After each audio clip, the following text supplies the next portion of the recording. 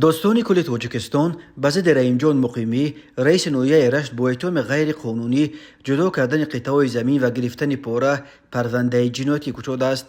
در این باره داستان کل تاجیکستان یوسف رحمان در حسابات رسمیش به پرزیدنت امامعلی رحمان درباره وضع تامینات ولایت قانون و ترتیبات حقوقی در کشور در نیمه اول سال 2023 خبر داده است. در این سند که تحت رقم 7/2762 از 7 ایول سال 2023 ارسال شده، یک نسخه آن تازه 5 سپتامبر سال 2023 به دست اداره پایگاه خبری بامداد رسید. مقیمی در نزدیک 50 ولایت به گرفتن رشوه به مبلغ بیش از 500,000 میلیون سومانی عیبدار می شود. این حسابات اساساً جنایت‌های مربوط به غیر قانونی تقسیم کردن و خرید و فروش قطعه زمین را در بر میگیرد. داستان کل یوسف رحمان می نویسد در نیمه اول سال نسبت به 155 منصبدار از جمله 5 کارمند مقامات اجرایی حاکمیت دولتی، 4 معمار، 12 کارمند کمیته زمین، 17 کارمند MBTI، 17 رئیس و زمینساز جماعت ها، 7 رهبر خواجگی دیقانی برای غیر قانونی دادن زمین، ساختکاری حجت ها و قلوبی پرونده های جنایتی آغاز کرده شده. 12613 هکتار زمین های خودسرانه اشغال شده یا غیر قانونی تقسیم شده به حالت اولش برگردانیده شدند. یک مثال برجسته در حسابات داستانی کل درباره رئیس نویه رشت است.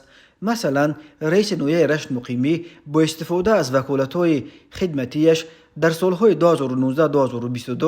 به واسطه رئیس جماعت دیهات هوید ابوزاده از 2 نفر مبلغ 29,000 سومانی گرفته به آنها از زمین‌های تعینات کشاورزی نویه غیر قانونی در میدان 033 هکتار زمین نزد اولگی جدا کرده است. همچنین نامبرده در سالهای 2022-2023 از شخصان علیحده در 44 حالت، از این در 42 حالت برای جدا نمودن میدان 371.6 هکتار زمین به واسطه رئیس کمیته اداره زمین نویه جباروف مبلغ 228,000 سومانی و 3,000 دلار امریکایی در 2 حالت برای جدا نمودن میدان 611 هکتار زمین به واسطه یاردمچی رئیس نویه کبوتوف مبلغ 30,000 سومانی. این چنین برای ساختمان هر گونه انشاءات و کارخانه های استحصالی مبلغ 287,000 سومانی و 1,000 دلار امریکایی گرفته است. وابسته به حالت مذکور نسبت مقیمی پرونده جنایتی آغاز کرده شده است.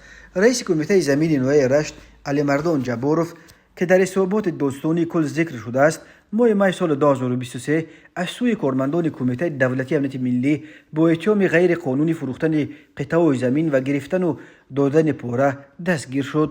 رحیم جان مقیمی که 61 سال دارد و در گذشته سالهای زیاد در اداره انداز و سپس باعث رهبر شعبه مالیه نویه رشت کار کرده است، سال 2019 رئیس این نویه تعیین شد. وقتهای آخر نام او در رابطه به چندین ماجرای کروپسیونی اساساً با اتهام گرفتن رشوه ورد زبان رسانه ها شده است.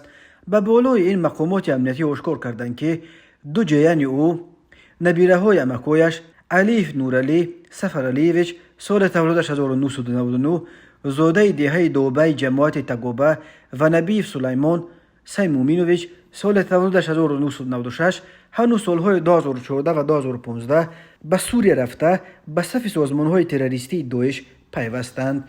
اما ماجرای کروپسیونی رحیم جان مقیمی به سر خود یک داستان علیحده است. همراه به حسابات داستانی کل به دست اداره بامداد همچنین متن بیانات رئیس جماعت هویت نویه رشت دلشاد ابوزاده رسید که او در بیاناتش مو به مو نوشته است که هر مو به رئیس نویه به طور مستقیم و یا به واسطه رئیس دستگاه، یاردمچی و دیگر افراد نزدیکش چقدر پول یا محصولاتی همچون دالیه رئیس می سپارید. سال 2021 برای میمانان 5,000 سومانی، 1 فلاگ اصل، 1 گوسفند، جمع 8,800 سومانی. سال 2020 2 گوسفند، 10 قوب کارتوشکا، جمع 5,500 سومانی.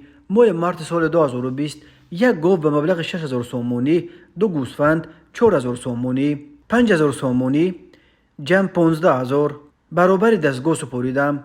ماه مای سال 2020 29,000 سومانی خرج کرده برای رئیس نویه کارتوشکا شناندم. سپتامبر سال 2019 13,000 سومانی، 10 کیلو گلمایی برابر دستگاه سپاریدم. نوامبر سال 2019 15,000 سومانی 2 تونه کارتوشکا برابر دستگاه سپاریدم. جمع مبلغ‌های سال 2019 143,900 سومونی را در بر می‌گیرد. دلشاد بازوده حال مدیر شعبه معارف نویه رشت است.